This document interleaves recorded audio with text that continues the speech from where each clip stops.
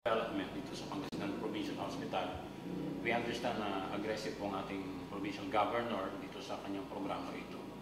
Ano po yung mga update pwede nyo sabihin sa atin, ma'am? Ay sa ating sa ating diagnostic po, in-upgrade natin ang ating X-ray. Meron na po tayong digital X-ray. Meron na rin tayong bagong ultrasound na gumagana na po ngayon, functioning na. At saka mayroon po tayong heart station na equip po ito ng 2D echo at saka treadmill.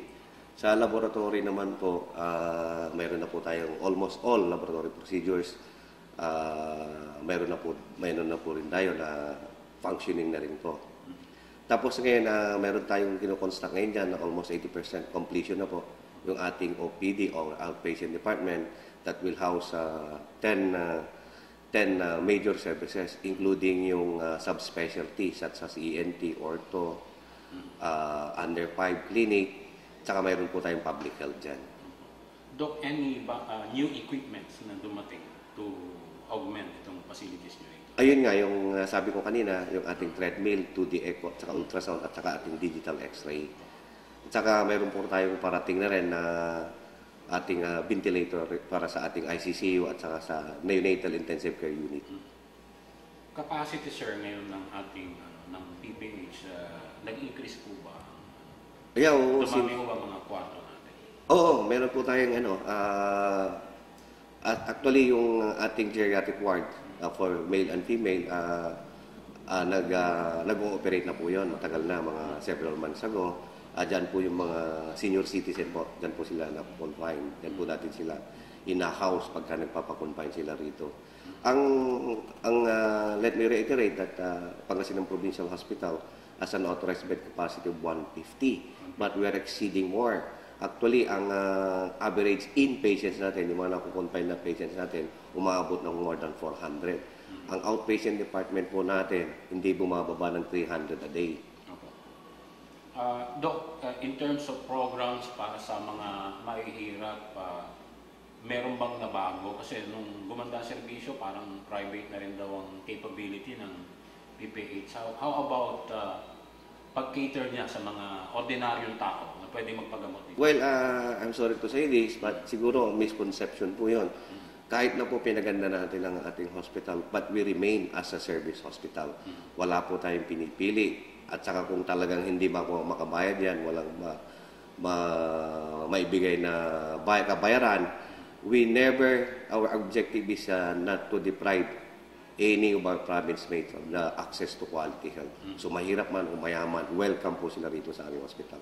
Okay na po yung mga facilities na na-mention nyo, marami pong dumadating. How about mga specialists na mga doctors, nagdagdag po ba tayo? May mga kompleto po naman tayo sa lahat ng specialty. Meron po tayong cardiologist, meron po tayong pulmonologist, meron tayong mga pediatrician with their subspecialty in pediatric cardiology, meron po tayong nephrologist, at sa surgery naman po, aside from the general surgeon consultant that we also have thoracovascular as well as orthopedic surgeons. Itong PPH ngayon ay dalawa, parang meron tayong yun doon sa upper portion, second floor ay magaganda yung mga kwarto. Would you classify ito kung anong pagkakaiba nito dito sa mga ordinary pasyente at sino naman ang pwedeng mag-avail? Ito yung sa second floor po yan, andyan po yung suite room natin. Those who will prepare to be admitted at the pay rooms, sa suite rooms, dyan po sila na-admit. Pero the rest po ng ward natin, isasabihin nga natin ward yun and mga 10 bed capacity per room, per ward. Pero ito po ay malinis. At saka yung sa ating PHIC room po, air condition po yan. Pagdating naman sa concert, halimbawa yung attitude ng mga staff natin na nagkaroon na rin po ba ng parang panibago to cater din dito sa mga dumarating na pasyente? Yeah, oo. There was a significant improvement. Okay? So, yun kasi ang trust ng ating governor na itong ating health worker, they should always maintain the highest standard of professionalism. So itong mga staff po natin ay andun po yung mini-maintain po nila yung kung ano dapat pakikitungo sa ating mga pasyente. Sir, kumusta naman ang medicine supplies?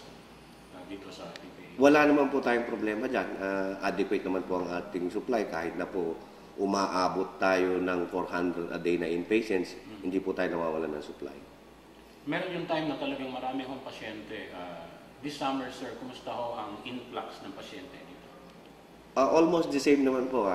Kasi ito parang ang Pangasinan Provincial Hospital, we're not only catering to our 8 catchment municipalities, but to almost all municipalities here in the province of Pangasinan. So tuloy-tuloy po ang pagdami ng ating pasyente. Usually, ano ho yung talagang pinaka-specialty sa ngayon, sir? Considering na may mga bagong equipments tayo, yung mga sakit na ina-accommodate ninyo na talagang parang, kasi di ba yung mga hospital may mga specialty sila na mga ginagamot minsan. Pero ano to po tayo, as a general hospital po tayo with subspecialty in sa cardiology and other subspecialty services. Ngayon, meron po kaming programa na ilulunsad dito sa Pangasinan Provincial Hospital with the support of the staff, yung ating multidisciplinary management program sa ating stroke patient. Kasi one of our leading causes of admission here at Pangasinan Provincial Hospital ay yung mga CBA or stroke. So ito gagawa kami ng programa from the time they're admitted up to the time they are discharged and rehabilitated. So multidiscipline po ang approach natin dito. Doc, dito sa mga nakikita natin, ito na yung katapusan or meron pang mga improvements na gagawin in this hospital? With Governor Amado Tispino Jr., tuloy-tuloy po ang improvement ng ating hospital. Wala pong katapusan doon. Until such time siguro na ang ating hospital magiging medical center na at magkakaroon na po ng mga subspecialization. We would like to get your panawagan, sir, sa ating mga kababayan because this will be shown on internet, maraming maka-access. Ano man ho mensaheng gusto nyo iparating, pag-apply dito ng mga pasyente or any information na sa tingin nyo kailangan, please go ahead po. Well, para sa ating mga kababayan, Pangasinan Provincial Hospital will remain as a service hospital. And our objective here is no Pangasinanense shall be deprived of access to quality health because of poverty.